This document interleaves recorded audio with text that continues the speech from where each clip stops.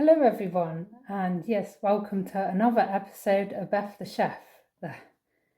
Now, I hope everyone is well, and I would just like to tell you about my new job. So I am now running the kitchen at Valeside. It's a microbrewery in Blackpool, and it's opposite the North Station. And I'll show you some pictures of some food there, but it's highlighting the local produce, and I've got many ideas to come, many specials to have a play around and see what you guys think, check it out, and see what sells well for the new menu. And yes, it's a big thank you to Paul and Laura there, who simply helped make this dream come true.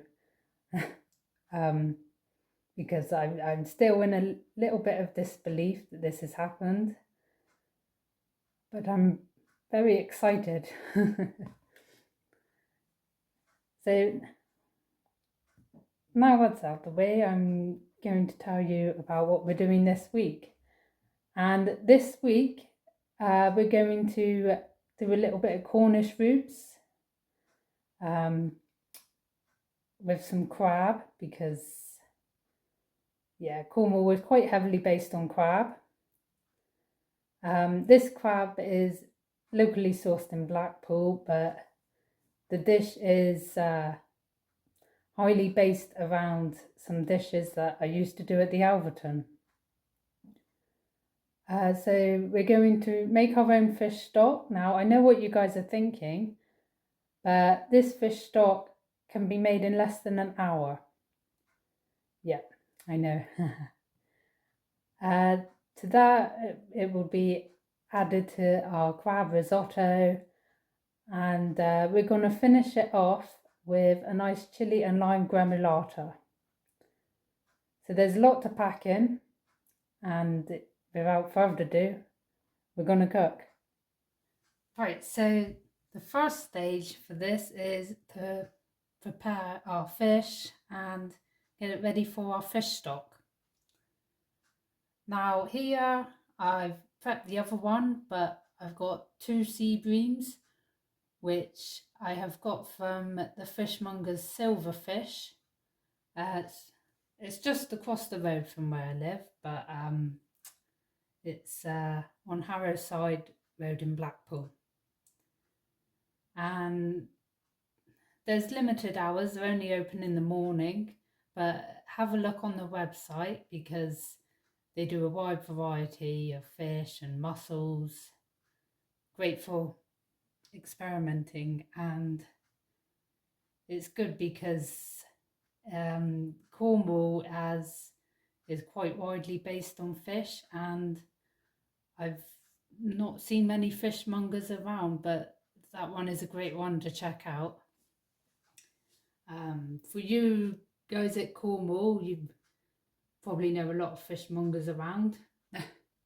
I have seen there's a website, I think it's Cornish Food Box Company, and they do a lot of good stuff.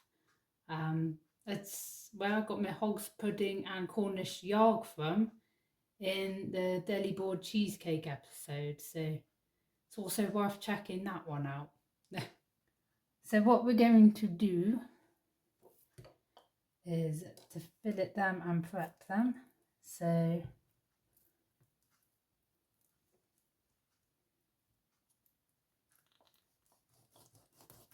with a filleting knife,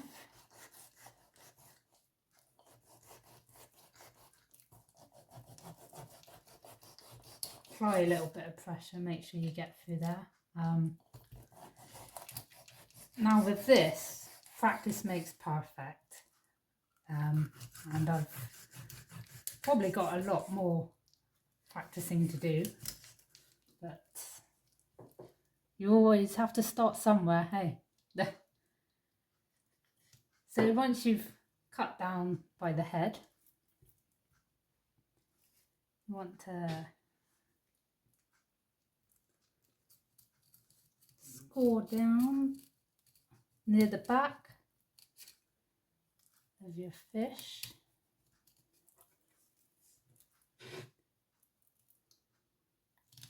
And you should hear the bones as you glide through, but keep gliding. Don't apply too much pressure at this bit.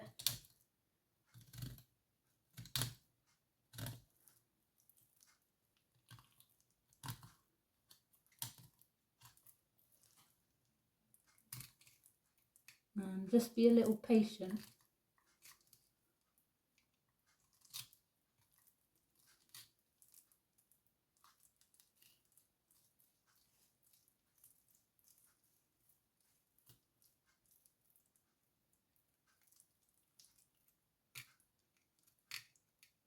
Once you've at that stage, you can see where you're going at.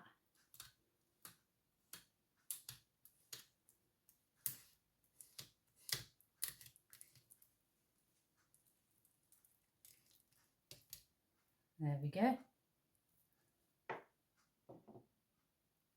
And for the fillets, if you want to use the fillets later, just pick your little bones out with a pin bone.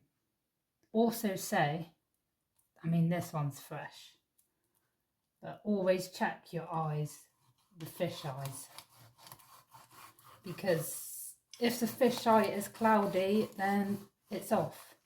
So we're at this stage, and what you want to get out as well is lift that up, bring it closer, and you should see the gills, and using your knife, just get your gills out, because if you keep these in, there's a good chance it will, well, not pollute your fish stock, but it would make it cloudy, and it might alter the taste as well.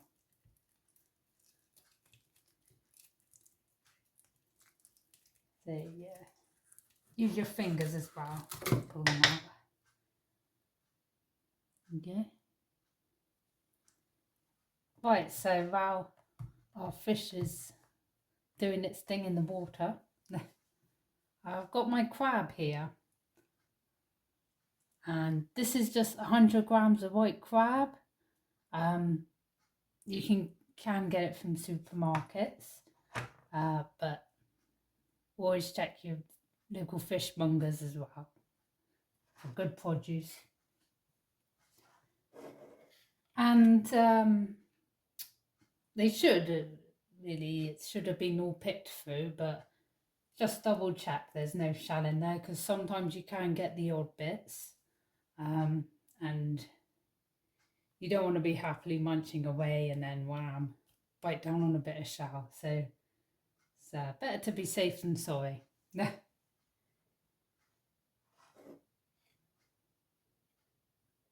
So yeah, all I'm going to do is sift through it.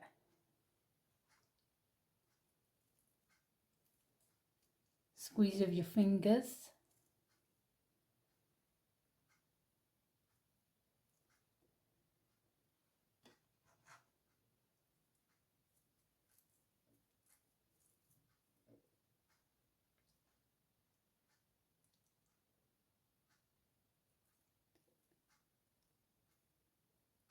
Now, some people have different preferences. But I actually prefer the taste of white crab to brown crab. Don't know, brown crab, it's more, not fishy, but more of a stronger taste. Don't know if you can say pungent, but it's, yeah, more of a stronger taste, and white crab is slightly sweeter. Right, so I've gathered everything up for the fish stock, and there's obviously salt and pepper for seasoning, nice bit of parsley, and half an onion. You want about 15 grams of parsley here. And usually with stocks, you have a bouquet garni, which is just some hard herbs like thyme. If you're doing meat stocks, there's usually rosemary, like in a lamb stock. But I wanted to create something a little different instead, and something that would complement the crab nicely.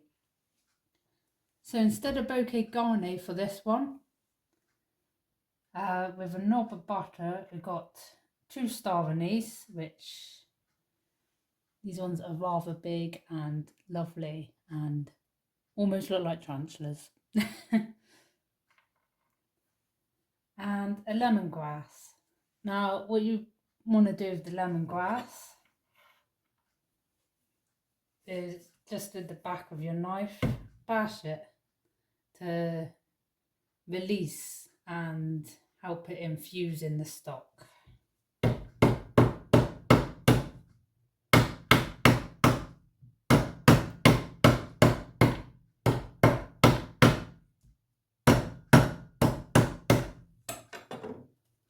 And just break it up a little with you. And you should smell that. It smells gorgeous. Got a knob of butter for sauteing the onions. And in here, you want the juice of half a lemon. And I've got 100 ml of a nice dry white wine. So let's go over to the heat. So I'm getting a deep pan, nice and hot. Pop the butter in.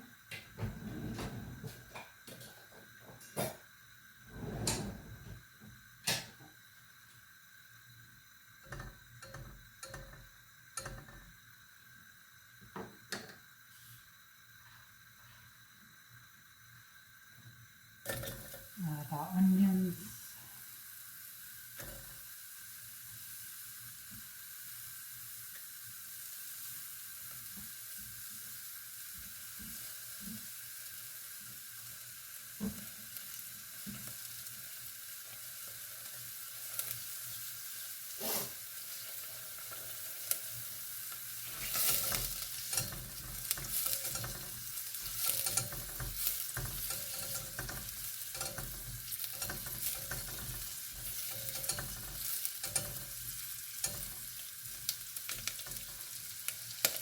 Now what's great about this is that, well, you won't have to use it all in one go. If you've got leftover, let the fish stock cool down and it's freezable for another time.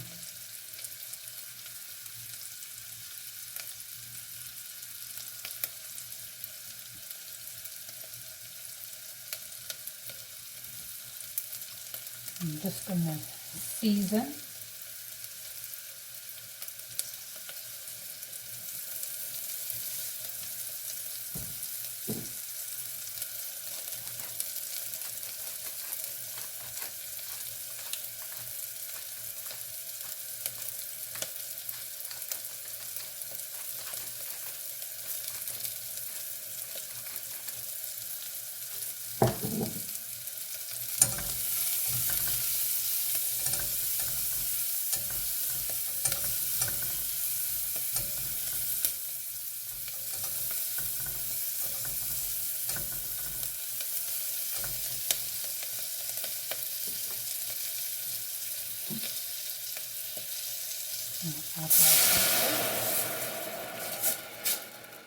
There we go.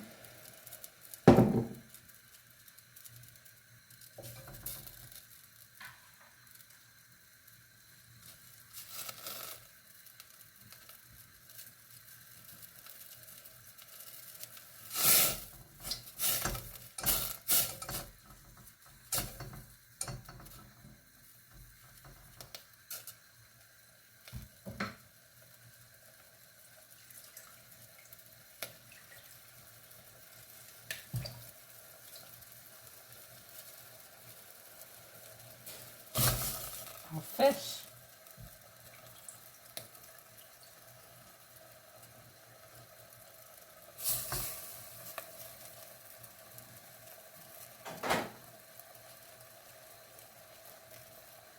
And I'm just going to add 500 ml of water in there, bring it up to the boil, and then leave it to simmer for about 40 minutes.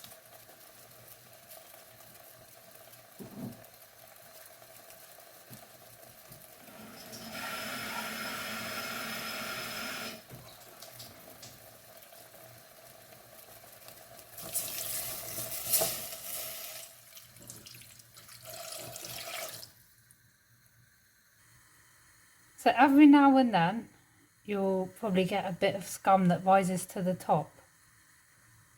So just with a spoon,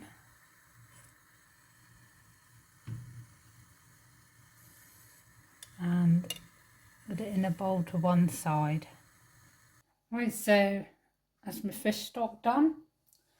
And all we're going to do is strain it in the bowl and let it cool down.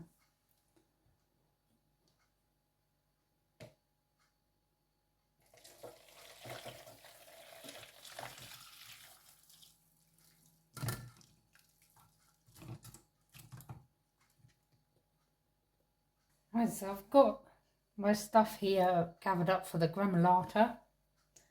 Now, gremolata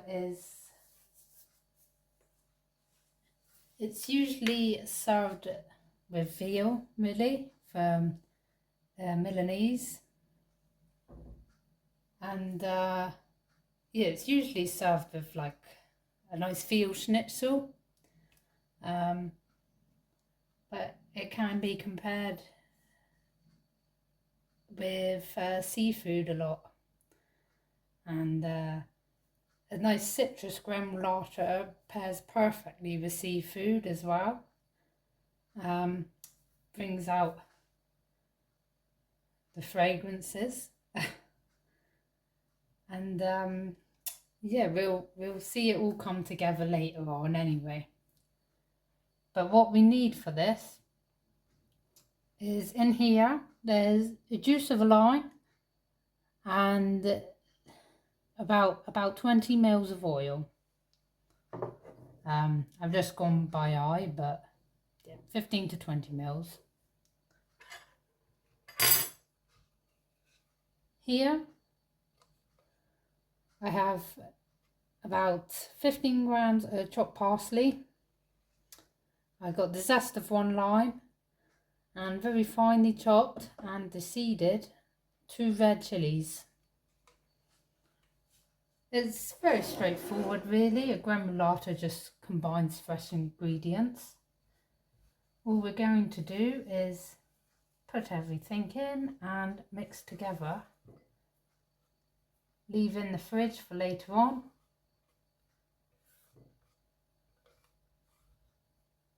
And there we have it.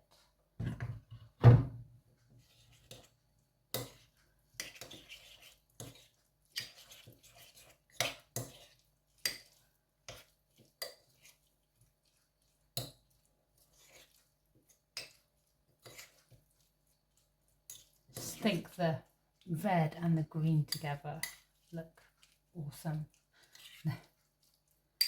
And it'll put a bit of colour to the dish because, well, risotto, it tastes good, but it's not very colourful.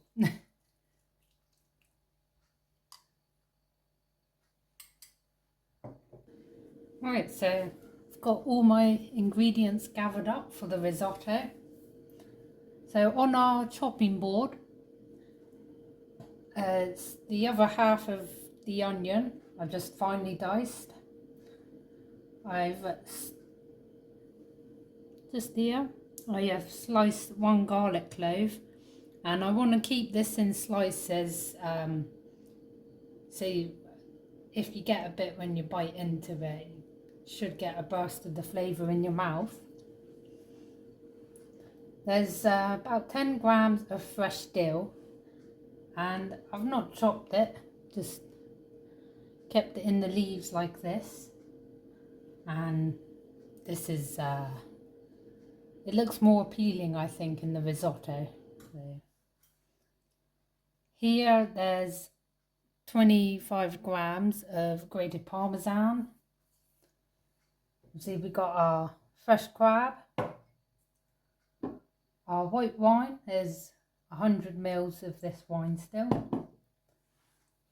I'm not going to add any more salt because it's quite seasoned already, and along with our parmesan. So I'm just seasoning with black pepper. Along with this, about 50 grams of drained sweet corn. Of course, the rice. 100 grams of risotto rice. And 250 mils of our fish stock. So, I'm just going to get a knob of butter, but what we're going to do is, on a low to medium heat, in the butter, sweat off the onion and the garlic, season well, and then we'll go on to our rice, and I'll tell you why we toast the rice before boiling later on. So our onions sautéed off nicely. In goes the rice, and a bit of pepper.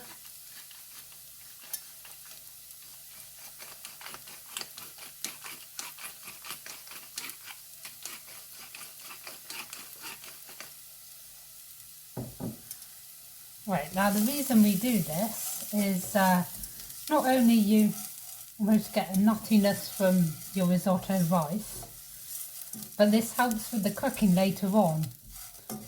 So this will actually help the rice maintain its shape and not essentially be a mush.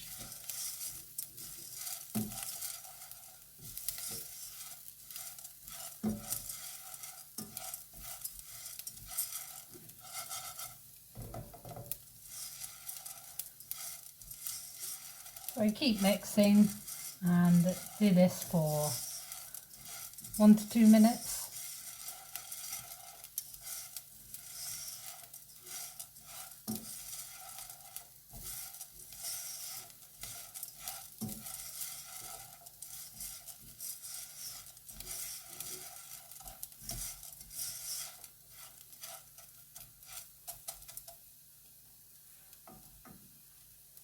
And now I'm going to add the wine.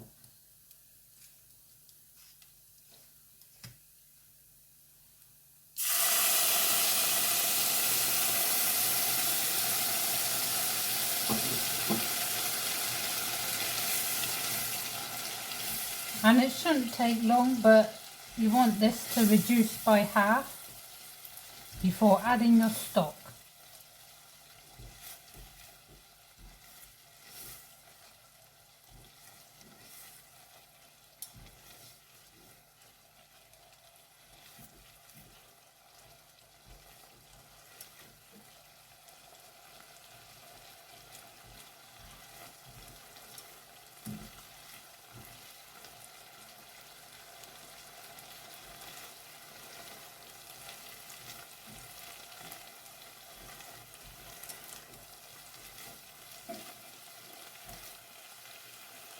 Okay.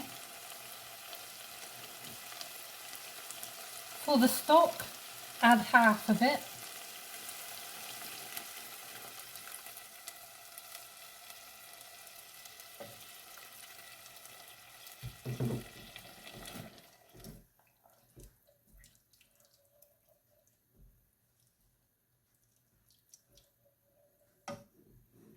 Put it onto a bit lower, of a low heat.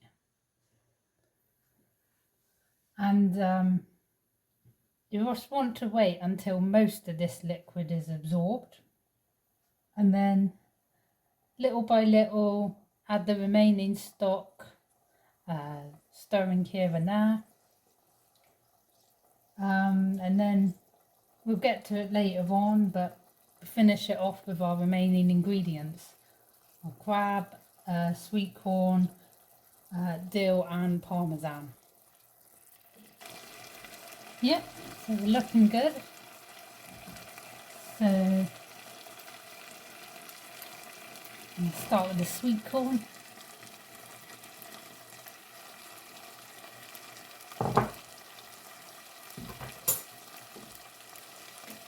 Our crab.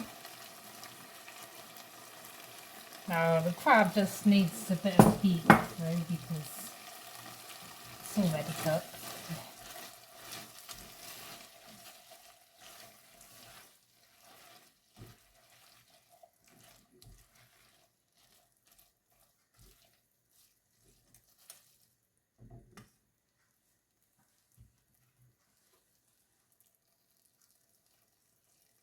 Our dill, and what gives it a nice creaminess, the parmesan.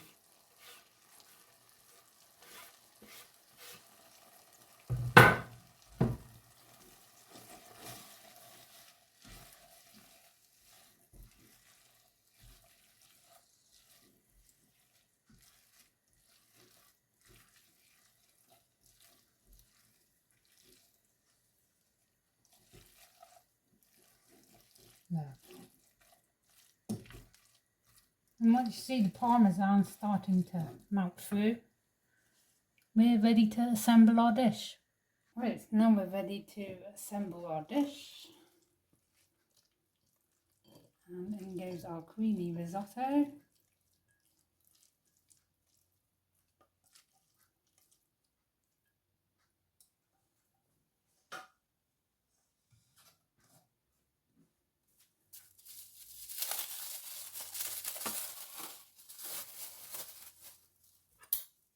And finished off with some lovely lots of gremolata. And as you can see, the flecks of chilli really bring out some colour into this dish, along with a little bit of a kick. And there we have it, our crab and dill risotto with a bit of sweet corn, along with chili and lime gremolata. So spread the word, Beth the chef. Spread the word Railside. And Mother, keep handing those cards out.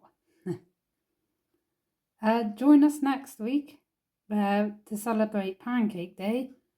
I'm going to be doing American style pancakes along with a nice plum compote and chantilly cream. Bon appetit!